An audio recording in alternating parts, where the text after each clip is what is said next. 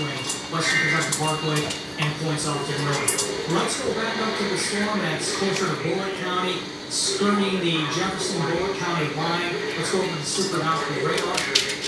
And there you go. This is the storm we're watching. There's Valley Station, the PRP area, down into northwestern sections of Bullitt County, from Brooks down to Shepherdsville. We have a rotating thunderstorm. This storm has indeed produced a tornado already as it moved across northern Breckinridge County, and the rotation seems to be tightening here. This thing is moving off towards the east-northeast. As Jared mentioned, we've had reports of some funnel clouds with this storm as it moved across the Fort Knox area, and it continues to push off towards the east-northeast. So let's go ahead and zoom in tight, and it'd be this general area.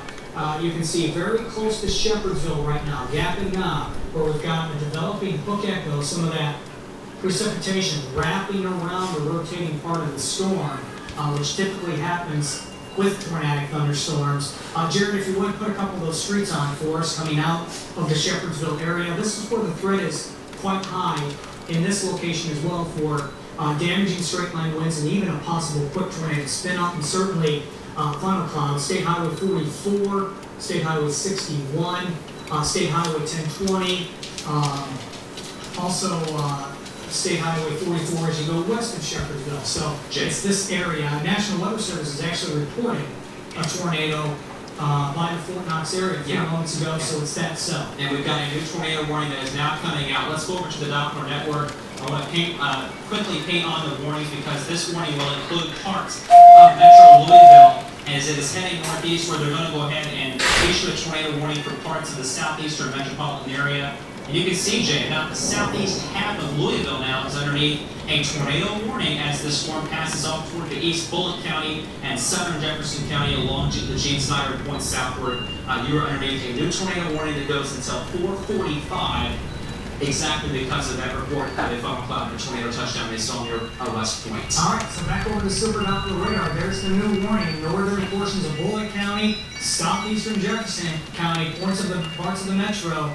Basically from about the Snyder and points off to the south, at least running close to that, from J-Town and points off to the south. For this storm, rotating quite violently, has a tornado associated with it. A tornado reported near Fort Knox, funnel clouds as well, and a tornado earlier near Cloverport in Breckinridge County. Well, that storm is now right on top of the I-65 corridor in between Shepard and Brooks, and that tornadic part of the thunderstorm is heading off towards the northeast rapidly, will influence Mount Washington, the High Grove area, and a little bit later, in the next few minutes, we'll be moving on into Elk Creek, Taylorsville, region of Spencer County. This video taken from, video or live right now, Victor? Okay, this is videos coming in from the Shepherdsville area, and you can see with some strong thunderstorm activity. Hard to tell. Victor, how long ago was this? Victor, I'm sorry folks, Victor is our producer up in the booth there. 5 minutes ago, so potentially it could be a rain route tornado. They're kind of hard to tell if we have a rotation right there, but that would be the location, folks. That would be the storm that is producing that tornadic weather as it's moving across sections of Bullitt County right now. That's an opposite right there. Jared, Suzanne, what do you think? We're looking immediately west from Shepherdsville of the storms that's moving off to the east. Right now it's on top of Shepherdsville, Gap and Knob, and this is pushing towards Mount Washington. So let's go ahead and pull out there a little bit on Super Doppler radar. And let's do some tracking here, Suzanne, if you would. Take that storm off to the east-northeast at speeds of around 50 miles. It's trying to go through its cycle. It could be a hook echo developing right there immediately east of Mount Washington, heading towards Taylorsville or Elk Creek, where a tornado warning is in effect.